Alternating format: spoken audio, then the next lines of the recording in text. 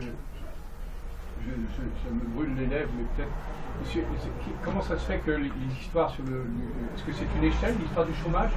Qu'est-ce que tu as rencontré dans cette histoire que le chômage n'a pas prise la question du chômage aujourd'hui n'a pas prise dans le monde des Gilets jaunes? Bon, alors moi j'ai regardé, disons, ce qui avait. C'est ça, excuse-moi, je vais aller. Moi je vois bien ta question. Hein. Oui, je vais préciser, quoi. C'est-à-dire, là, tout d'un coup, là, le libéralisme ne peut pas s'en accommoder de ça, par exemple.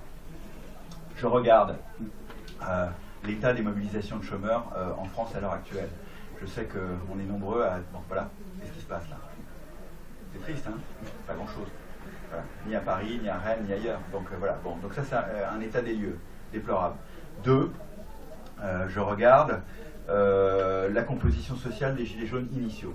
Très peu de chômeurs. Hein. Ça a été étudié par des collègues de manière bien plus savante que moi, que je ne l'ai fait, mais voilà, bon, qu'est-ce qu'on voit en gros? C'est des gens qui ne sont pas du tout ni des précaires, disons, en tout cas...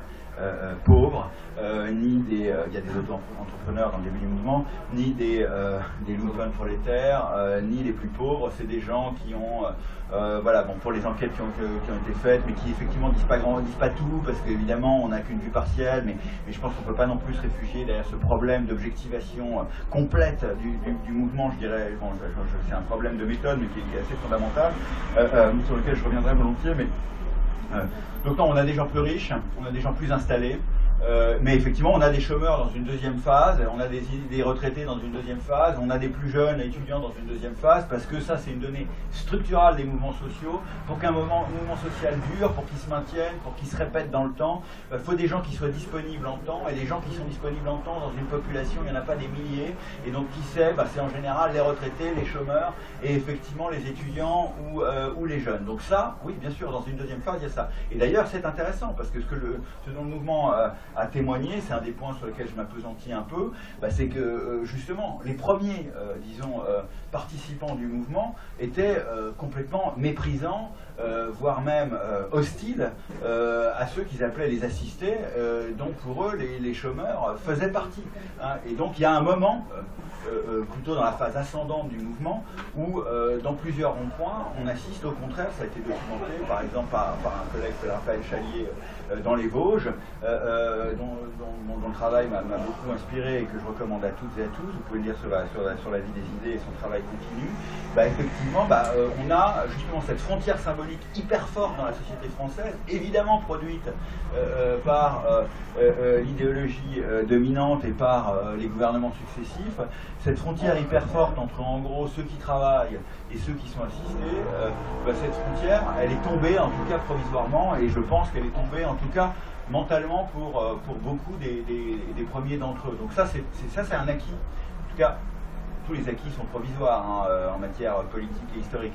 Mais en tout cas, c'est un acquis important pour moi du mouvement, quoi.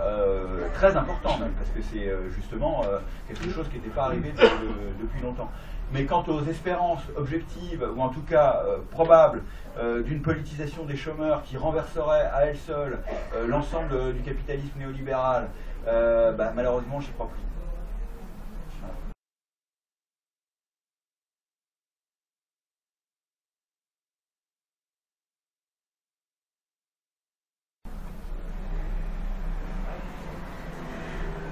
Ce qui m'a plu chez les Gilets jaunes, c'était justement qu'ils n'étaient pas seulement locaux.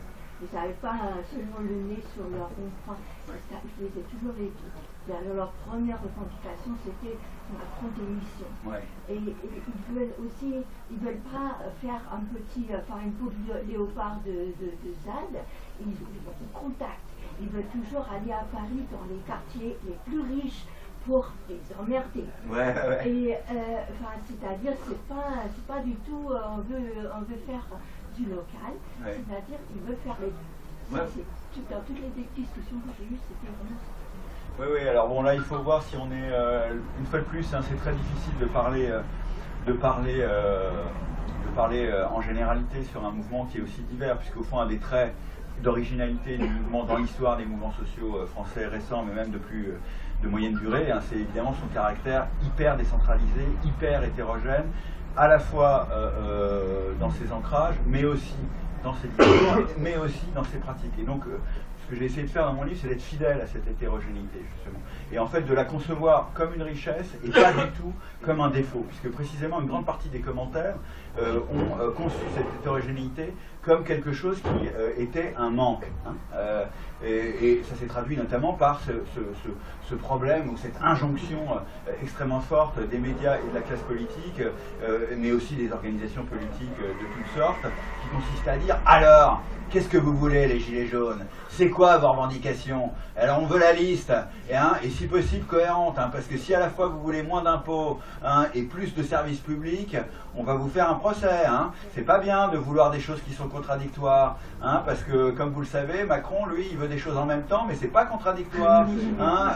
Et donc, voilà, donc effectivement, mon attention a été attirée par ce deux poids, deux mesures. C'est-à-dire quand Macron veut deux choses contradictoires en même temps, on applaudit, et quand les Gilets jaunes demandent deux choses contradictoires en même temps, on les stigmatise. Donc moi je me suis dit qu'au fond cette hétérogénéité interne, à la fois des mots d'ordre, mais aussi des pratiques, mais aussi des lieux depuis lesquels cette politique est énoncée, c'était en fait une forme de réserve.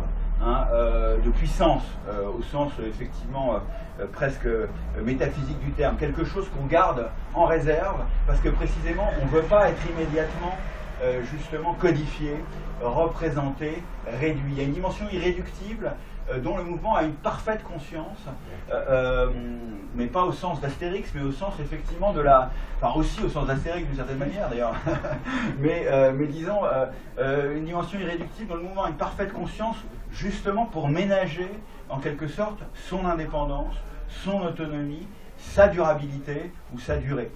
Et d'ailleurs, je pense que la question est encore posée aujourd'hui. Elle est posée notamment dans ce que moi j'analyse comme, justement, puisque je pars de la destitution de la gauche et du mouvement social, dans ce que j'analyse comme effectivement une ligne de tension entre, pour pas dire plus, disons, entre le mouvement et, disons, les organisations héritées de la gauche, dont on voit bien qu'elles cherchent depuis le départ à, en quelque sorte, comment dirais-je, intégrer le mouvement dans leur langage, dans leur grammaire, dans leur forme pratique. Et je pense que le mouvement, en fait,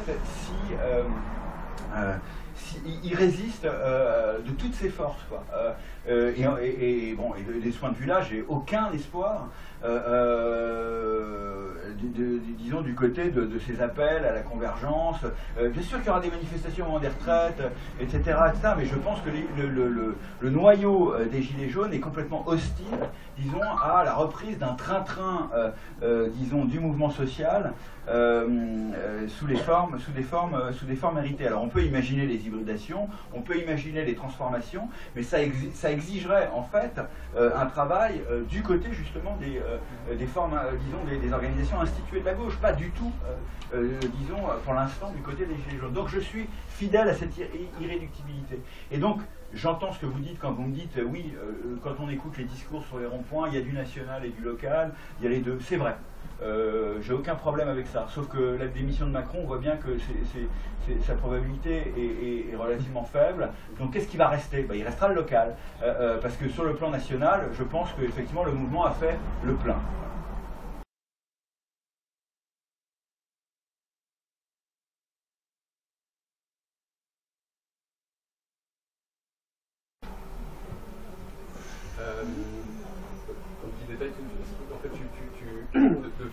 Ton livre a l'air de partir notamment d'une critique tout à fait salutaire de l'hégémonie de la gauche sur les luttes sociales depuis des décennies, mais tu continues à employer le terme de mouvement social depuis le début, donc je me demande s'il n'y a pas une toute petite contradiction. Non, mais je voulais revenir sur mon impression que tu surpolitises en fait et que tu t'appuies sur un contexte de généalogie des luttes de ces, mettons, 10-20 dernières années que tu utilises pour analyser le mouvement des Gilets jaunes, en particulier dans ce rapport entre le global et le local, et que tu surinvestis très positivement le local, y compris en fait d'une certaine manière en reprenant presque à ton compte un discours qui a été le discours diffus de ce mouvement, de cette période, qui est un discours qui effectivement vilipende l'oligarchie, le capitalisme entendu comme effectivement le sommet de la pyramide, représenté notamment par la classe politique composée de gens qui se vautrent dans le champagne et les homards, loin de la réalité locale de terrain. Or, je pense quand même que cette question effectivement de la relocalisation, elle est aussi une limite de ce mouvement, dans le sens où ce qu'on observe, j'ai l'impression sur sa phase ascendante, c'est-à-dire de la mi-novembre, avant la mi-novembre d'ailleurs, de la fin octobre à grosso modo à la mi-décembre, c'est précisément ce moment où des gens découvrent la réalité locale de ce qu'ils attaquent sur un plan beaucoup plus global et une réalité sur laquelle ils achoppent. C'est-à-dire que il y a une matérialité des rapports sociaux qui n'est pas seulement idéologique et liée à l'opposition de la vache à lait qu'on vient taxer face aux grands capitalistes ou au président de la République, mais il y a une matérialité très directe des rapports sociaux qui s'ancrent aussi dans le local et qui est une limite à plein d'endroits de ce mouvement. C'est-à-dire que les gens découvrent au fil de la lutte qu'en bloquant un supermarché, qui mettent en danger potentiellement des salariés qui sont leurs frères, leurs cousins et ainsi de suite.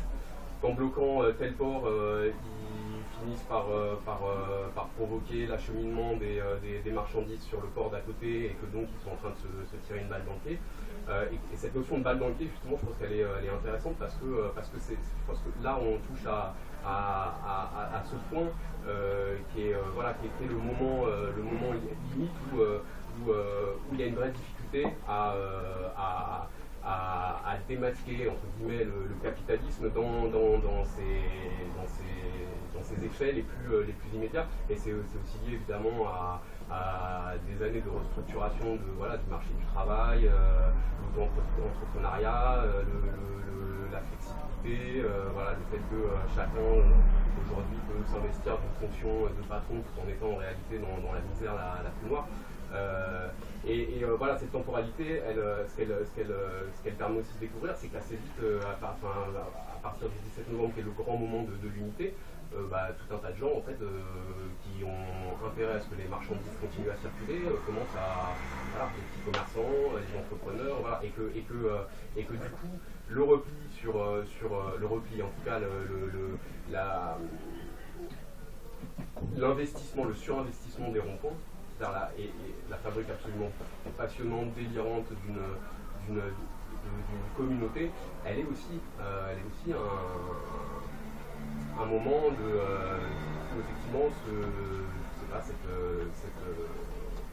ce moment où on voit matériellement la possibilité de se tirer une balle dans le pied, c'est-à-dire de mettre en danger notre propre situation dans le capitalisme. En fait, on la touche du doigt, quoi. Et voilà, bon, bref, je sais pas si je me fais comprendre, mais en tout cas, tu t'es parfaitement fait comprendre. Tu t'es parfaitement fait comprendre. Merci beaucoup de ces remarques que j'entends bien. Alors, j'ai essayé de dire, les questions que tu poses sont très difficiles et donc j'ai évidemment pas de réponse à cette question. Je vais simplement, dire des choses à côté. En espérant que les choses que je vais dire à côté rencontreront ce que tu as dit. Non, mais donc du coup, effectivement, non, justement, je fétichise pas le local, je l'ai dit 2 fois, et je surinvestis pas le local, je le redis. C'est-à-dire que mon point, c'est de dire, au lieu de penser que, comme tu l'as dit, parce que c'est quoi la balle dans le pied, hein, c'est les contradictions internes de la revendication, c'est quoi le caractère inachevé du mouvement, ça veut dire qu'il y a des étapes supérieures qu'on attend, et donc j'entends quand même la petite musique dans ton discours, si tu veux, des étapes hein, du mouvement révolutionnaire, des bonnes étapes, des étapes qu'il faudra suivre. Et là, j'entends effectivement une petite musique qui m'a beaucoup déplu dans le cours des derniers mois, hein, c'est-à-dire la petite musique qui consiste à aller voir le mouvement pour lui dire « c'est bien les gars, mais encore un effort si vous voulez être révolutionnaire ». C'est vraiment la chose que j'ai absolument envie de mettre entre parenthèses, même si je la pense. Et donc, moi, ce que j'essaye de faire, c'est justement de partir de ce qui moi m'intéresse, c'est vrai, le local, mais pas parce que c'est ma lubie, hein, mais parce que tout simplement, je l'observe. Je l'observe peut-être avec une généalogie inventée. Et là, je suis d'accord avec toi sur le fait que ma généalogie est peut-être forcée, qu'elle est peut-être insuffisante, qu'effectivement, quelqu'un qui s'intéresserait, par exemple, à l'évolution des grèves et des luttes sur les lieux de travail montrerait une autre tendance des mouvements sociaux actuels. Mais j'observe quand même si on fait ce travail-là, de regarder les luttes sur les lieux de travail et de construire une généalogie alternative à celle que j'aime bien imaginer, de toute façon, on ne va pas être on va pas avoir la banane, hein, parce que, je veux dire, les luttes sur le travail, dans l'espace hexagonal ou même dans l'espace européen, on va quand même voir des courbes déclinantes depuis 50 ou 60 ans. Donc si tu veux, bon voilà, après tu as très bien dit ce que moi aussi j'ai... Donc du coup, voilà, je pars de ce que j'observe, je projette certainement en partie, mais en essayant de trouver une robustesse à ça, et la robustesse, j'ai essayé de la dire, elle s'appuie à la fois sur le fait qu'il y a plusieurs mouvements et sur le fait que ça touche des groupes sociaux différents, qu'il y a une dimension interclassiste de ces pratiques politiques de contestation. Et après, je me pose la question des défauts de cet investissement local, mais pas sur le plan du mouvement, parce que tout ce que tu as décrit sur les limites du blocage, je l'entends parfaitement, mais sur le plan effectivement de ce qui serait, disons, possible en matière de politique, disons, préfigurative, comme disent les anards, quoi. C'est-à-dire, au fond, c'est quoi les ronds-points? C'est un îlot temporaire et spatial bon, j'ose pas dire de communisme, ça serait ridicule, mais disons oui, effectivement, de socialisme préfiguratif, quoi, voilà. Donc c'est ça, en tout cas c'est le pari interprétatif que je fais.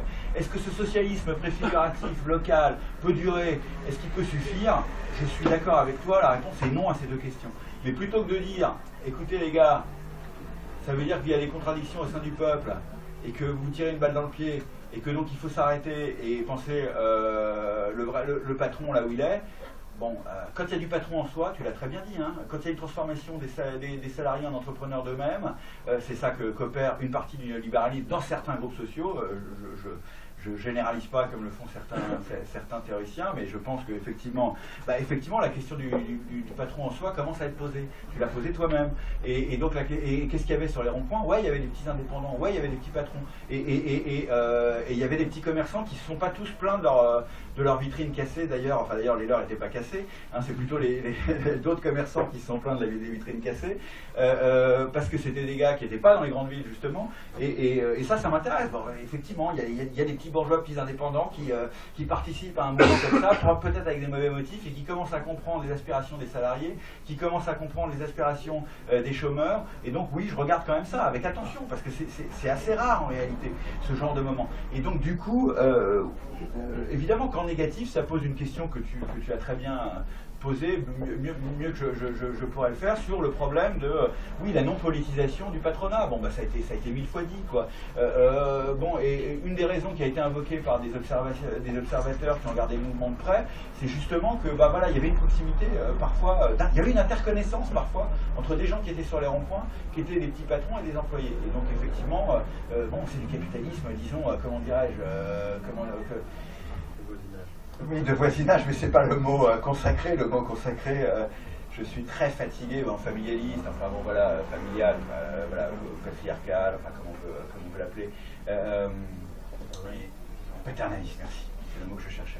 Voilà, et donc beaucoup de PME, etc., quoi. Mais finalement, on partage